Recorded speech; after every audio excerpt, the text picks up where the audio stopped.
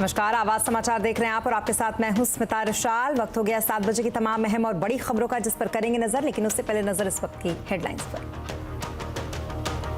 Economy को double झटका, सितंबर में रिटेल महंगाई दर 7.41% के साथ 5 महीने के ऊपरी स्तर पर। इंडस्ट्रियल प्रोडक्शन का चक्का जाम, आईआईपी 2.4% से घटकर -0.8% पर पहुंचा। फिर से निकला नोटबंदी का जिन्न, सुप्रीम कोर्ट की संविधान पीठ ने नोटबंदी की वैधता पर केंद्र सरकार और आरबीआई से मांगा जवाब। घरेलू एलपीजी पर 22,000 करोड़ की सब्सिडी देने का फैसला। कैबिनेट ने कोऑपरेटिव सोसाइटी को ज्यादा सशक्त बनाने के लिए बिल में बदलाव को भी दी मंजूरी। 3 दिन की गिरावट के बाद बाजार में शानदार bounce back. Banking, IT, FMCG शेयरों ने भरा जोश। बीएसई के सभी सेक्टर इंडेक्स में बढ़त, सेंसेक्स 480 और निफ्टी 140 पॉइंट उछला। लगातार बारिश के बीच अब कई राज्यों में डेंगू का खतरा। दिल्ली के अस्पतालों में 15% तक बेड रिजर्व। यूपी, उत्तराखंड और पश्चिम बंगाल में सबसे ज्यादा केस।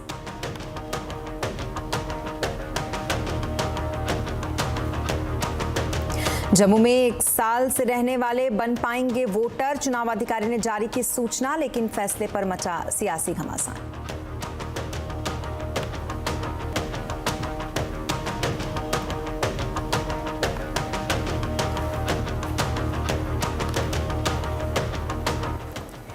और खबरों की शुरुआत इकोनॉमी को लगे डबल झटके से करेंगे, क्योंकि सितंबर में खुदरा महंगाई में बड़ी तेजी देखी गई और ये 5 महीने के ऊपरी स्तर पर आ गई। फूड इन्फ्लेशन बढ़ने से सितंबर में रिटेल महंगाई 7.41% हो गई है।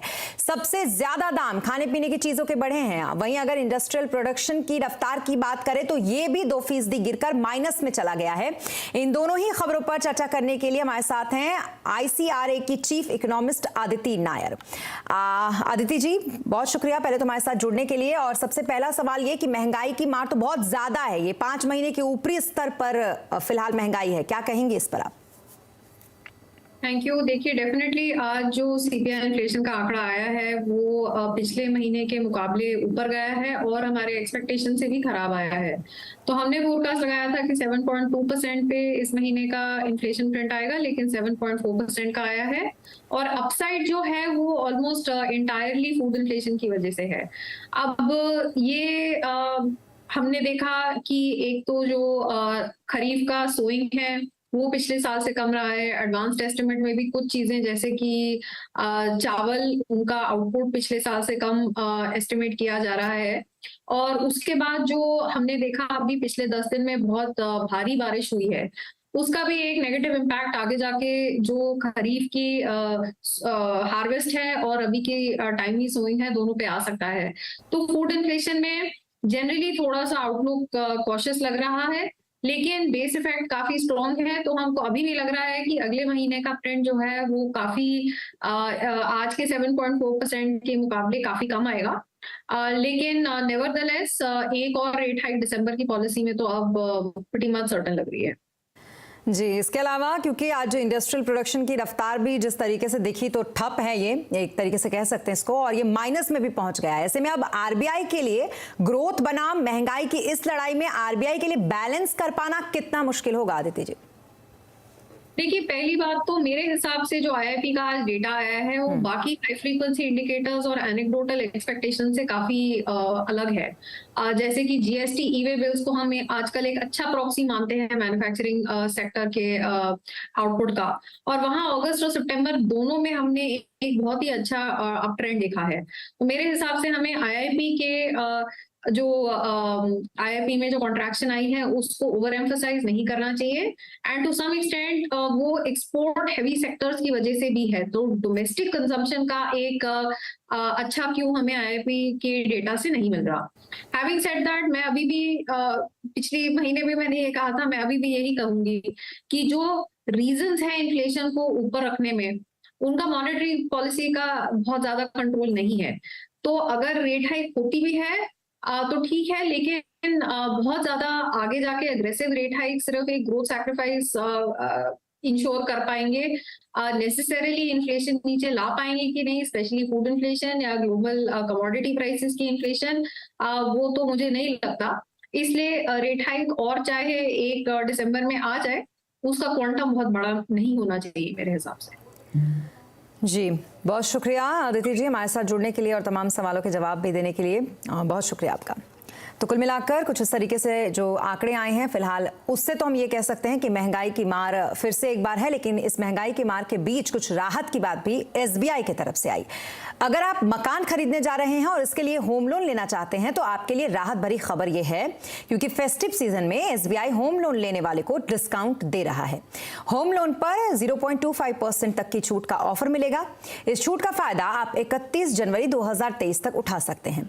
इसके अलावा एसबीआई से होम लोन लेने पर 31 जनवरी 2023 तक प्रोसेसिंग फीस भी नहीं लगेगी। इसके अलावा टॉप अप लोन जो होता है उस पर आप 0.15% और साथ ही लोन अगेंस्ट प्रॉपर्टी जो होती है उस पर आप 0.30% की रियायत भी ले सकते हैं। और अब बात करेंगे कैबिनेट के कुछ फैसलों की। दरअसल आज कैबिनेट ने घरेलू एलपीजी के लिए 22,000 करोड़ रुपए देने का फैसला किया। कैबिनेट के इस फैसले की जानकारी सबसे पहले आज सुबह ही सीएनबीसी आवाज ने आपको दी थी और अब सरकार ने इसका औपचारिक ऐलान भी कर दिया। 22,000 करोड़ रुपए का जो इन्होंने खर्चा वहन किया है वो वन टाइम ग्रांट भारत सरकार 22,000 करोड़ रुपए की दे रही है ताकि आम नागरिक के ऊपर, देश की सामान्य जनता जो हमारे देश के नागरिक है उसके ऊपर इसका बोझ ना पड़े।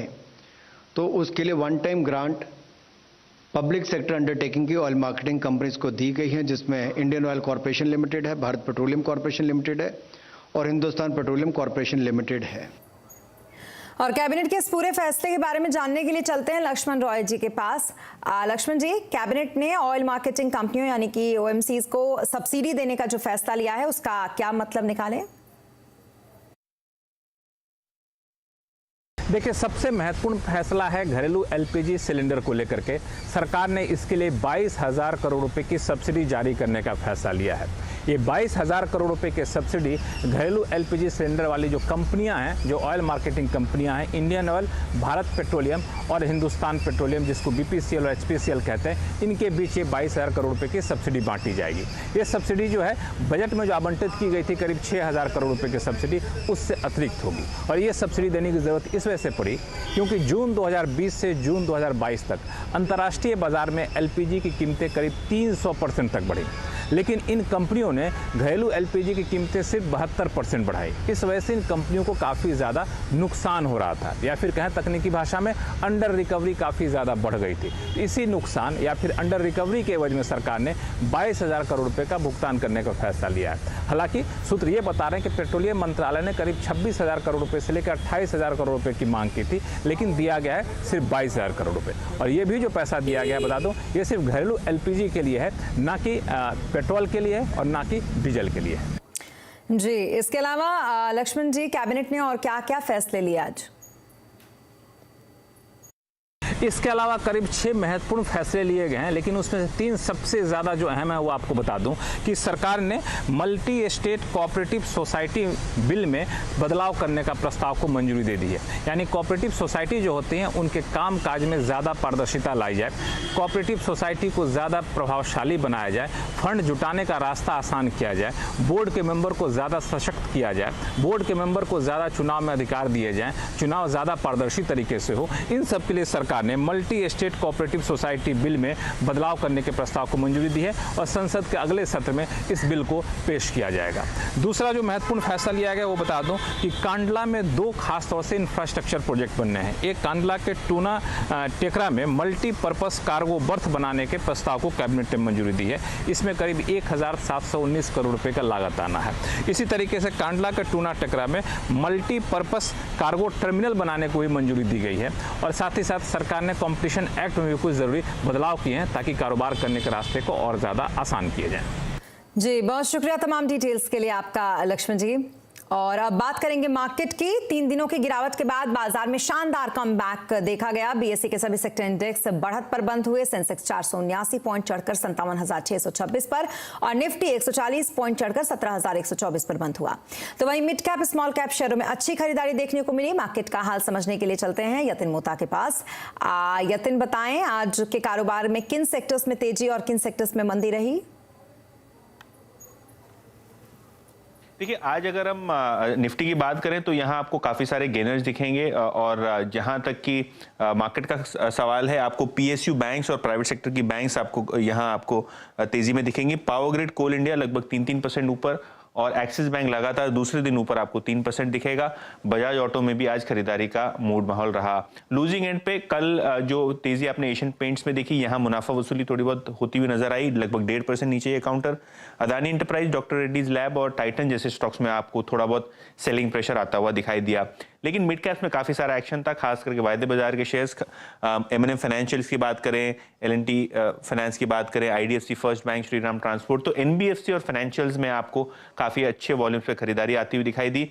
लूजिंग एंड पे लॉरस लैब, सिंजीन और जी एंटरटेनमेंट एंटरप्राइजेज जैसे स्टॉक्स आपको दिखेंगे जो लगभग 2 से 3% नीचे आज बंद होते हुए नजर आए। और हमारे सहयोगी चैनल CNN न्यूज़ 18 का Indian of the year 2022 program जो इस वक्त आप देख रहे हैं, इसमें लाइव ये इस वक्त आप देख रहे हैं, जहां पर आपको अल्लू अर्जुन यानी कि पुष्पा फिल्म के एक्टर, सुपरस्टार साउथ के अल्लू अर्जुन दिखाई दे रहे हैं और इसके साथ ही एंटरटेनर ऑफ द ईयर हैं अल्लू अर्जुन। पुष्पा फिल्म के लिए ये सम्मान उनको दिया गया है। ये CNN news 18 Indian of the year 2022 ये समारोह का 12वां संस्करण है, जिसमें अल्लू अर्जुन, जिनको अब शायद हर कोई जानता है पुष्पा के नाम से, बेहद सक्सेसफुल मूवी इन्होंने पुष्पा की थी और उसके लिए इनको बेस्ट एंटरटेनर का अवार्ड दिया गया है। I've received many awards in the South, for last 20 years, and this is the first time I'm ever receiving an award from the North. It makes it very special. After 20 years, I got this award, and it's my first, so it's always going to be very special, and especially receiving it in the capital of the country, it makes it even more special. And Smriti ji, thank you so much for giving me this honor. It's an honor to be receiving it from you. Thank you. I think that he's touched upon a very sour note. The fact that one of the biggest talents from the south of India had to wait so long to be honored. No. And I think that the time has come now for us to celebrate the diversity of the excellence that we have in every field. And Absolutely. I think you manifest that, so my compliments. Now, Arjun sir, Thank I must say that Allu Arjun is the first star from the south of the Vindhyas, movie star, to also win Indian of the Year for entertainment. Thank you. So that also makes this very, very special for us. Thank you. And I also have to mention congratulations to all the winners who have done excellent work and wonderful service in their respective fields for this country. And it's my honor.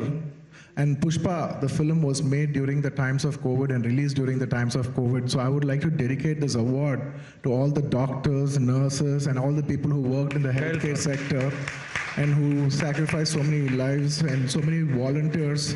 My respects to all of them. Thank you so much. Well said. This is for you. How many fans of Mr. Allu Arjun here? Right. Oh, wow. Thank you. Just one from behind. So that's what. Thank you. Arjun, I'm not raising my hand because if I was watching movies, I'd make headline news here for being an incompetent minister. But Arjun sir, before I ask Akanksha, my colleague and friend, there's a question from the audience.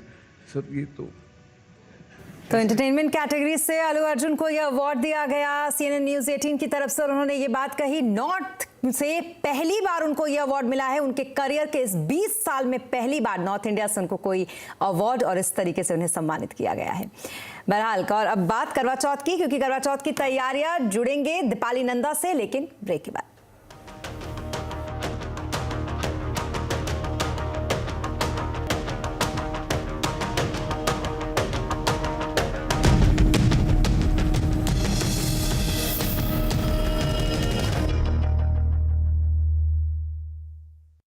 Future express में आप सभी का स्वागत है। FNO market का हर action 2790 से चलकर 3006 के आसपास, अब इसमें 250 अंकों के आसपास का मूव देख चुके हैं। कॉल ऑप्शन ले या पुट ऑप्शन, 17550 का जो कॉल है वो 85 to 90 के आसपास खरीदारी कर सकते हैं। फिलहाल निफ्टी पे वेट एंड वॉच करना चाहिए। जानिए किन स्टॉक्स में होगी आपकी जबरदस्त कमाई। 3300 के नीचे अर्ली क्लोज अगर आए तो आप शॉर्ट करके यहाँ पर जा सकते हैं। देखिए फ्यूचर एक्सप्रेस। बाजार शुरू होने से पहले कीजिए मुनाफे की तैयारी। जहां से कॉल राइटर्स बाहर निकल रहा है वहां पे बाय कर दीजिए और जहां पे पुट राइटर कन्विक्शन है वहां पे डिप पे बाय कीजिएगा। जानिए सेंसेक्स और निफ्टी की कैसी होगी चाल। बहुत बढ़िया मूव्स एंजॉय कर रहा है ये स्टॉक। ब्लैक पैटर्न का ब्रेकआउट, बाय 1210 तक की तैयारी। तो कौन से स्टॉक्स आपको बनाएंगे मालामाल? 590 के ऊपर खरीदेंगे, 580 के स्टॉप लॉस है, 620 के टारगेट के लिए। देखिए मुनाफे की तैयारी। आप देख रहे हैं कमाई का अड्डा। मार्केट के आखिरी 1.5 घंटे का सारा एक्शन। अगर आपने लॉन्ग प्रॉफिट बनाया है तो रह सकते हैं आप। 30, 40, 50 पॉइंट का स्टॉप लॉस लेके चल सकते हैं। क्लोजिंग बेल बजने से पहले कीजिए जबरदस्त कमाई। तेजी वाला ट्रेड 875 का स्टॉप लॉस लगाइए, तेजी कीजिए। इजीली स्टॉक में मोमेंटम आता हुआ दिखाई दे रहा है। जाने माने एक्सपर्ट्स के साथ इस ऑप्शन के स्टॉप लॉस रखे करीब 32 रुपए के आसपास। देखिए कमाई का अड्डा। मार्केट की पल्स पढ़नी हो या सॉल्व करनी हो स्टॉक से जुड़ी आपकी क्वेरीज, उनके पास है मार्केट से जुड़ा हर जवाब। मार्केट का एक ऐसा नाम जिसका नाम ही काफी है, एक ऐसा चेहरा जिस पे 20 सालों से आप करते हैं भरोसा। देखिए हर रोज market hours. Managing editor Anup.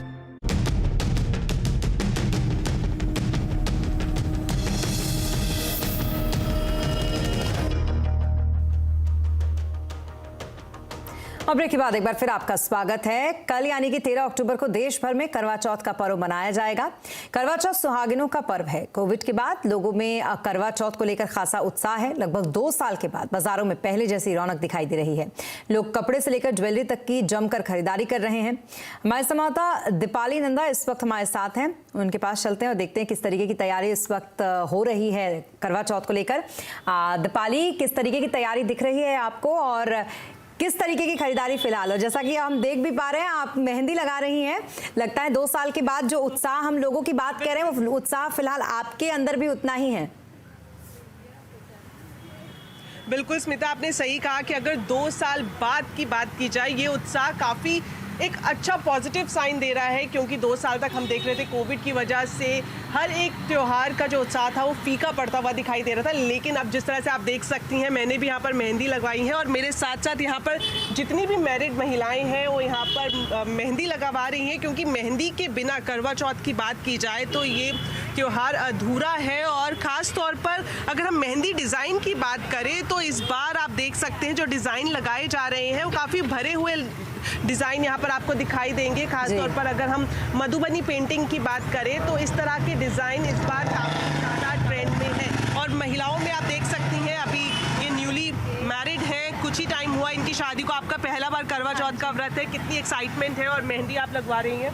बहुत एक्साइटेड हूँ मैं। मेहंदी तो शगुन होता है इस चीज़ के लिए, तो खासकर इसी के लिए लगा रहे हैं हम। बिल्कुल एक अच्छा सगन माना जाता है क्योंकि करवा चौथ का त्यौहार है। और भी महिलाओं से मैं आपकी बात कराऊंगी। आप देख सकते हैं मेरे साथ ये जो महिला है इन्होंने मेहंदी पूरी लगवा ली है। और जिस तरह से मैं डिज़ाइन की बात कर रही थी, मधुबनी पेंटिंग जो काफ़ी ट्रेंड डिज़ाइन माना जा रहा है वो यहाँ पर उन्होंने दिखाई है। स्मिता, यहाँ पर मैं आपको बताऊँ एक जो सबसे स्टाइलिश ट्रेंड कहा जाएगा वो है नेल आर्ट का। आप देखेंगे यहाँ पर इस तरह की जो नेल आर्ट है नेल एक्सटेंशन के साथ वो काफ़ी ज़्यादा ट्रेंड में है। जितनी भी महिलाएं यहाँ पर मेहंदी लगवा रही हैं। और अवनी हमारे साथ हैं, ये नेल आर्ट करती हैं, काफ़ी फेमस है वेस्ट दिल्ली में इनका नेल आर्ट। अवनी, तो कहा जाए कि 4 चांद लग जाते हैं मेहंदी के साथ नेल आर्ट भी। यस, बिल्कुल बिल्कुल। देखिए इस बार जो काफ़ी ज़्यादा ट्रेंड में चला है वो है nail extension plus nail art. See guys, आप देख सकते हो कितना सुंदर लगता है ये मेहंदी के साथ आर्ट, बहुत अच्छा लगता है। बिल्कुल, तो काफ़ी ज़्यादा ट्रेंड में है और महिलाओं में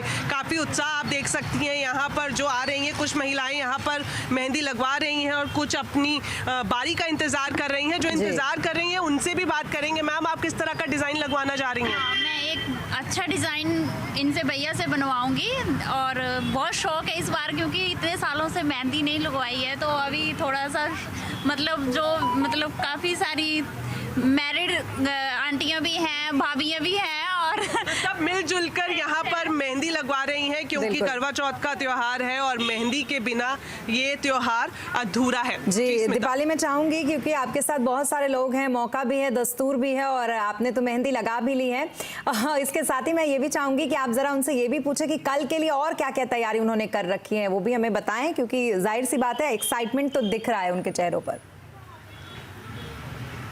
बिल्कुल कल, क्योंकि काफी एक कहा जाए कि मैं तो मानती हूँ बहुत बड़ा चैलेंज है सारा दिन निर्जला व्रत रखना और रात को जब चांद निकले उनका दीदार करने के बाद ही अपना व्रत तोड़ना। तो एक्साइटमेंट होती है महिलाओं में और एक्साइटमेंट में ही पता नहीं चलता कि दिन कब निकल जाता है। पहली बार व्रत रखने जा रही हैं, उसके बारे में बताइए, क्या तैयारी की है आपने? आज से फास्टिंग मतलब मैंने प्रैक्टिस की हुई है। अच्छा, इन्होंने रिहर्सल शुरू आज से ही कर दिया? ओके। हाँ जी, आधा दिन तो मैंने खाना नहीं खाया है आज, तो कल का दिन शायद ज़्यादा इजीली निकल जाए। तो लग रहा है कि इजीली पहला व्रत निकल जाएगा, तैयारी होपफुली। क्या कुछ खाएंगे आप सरगी में?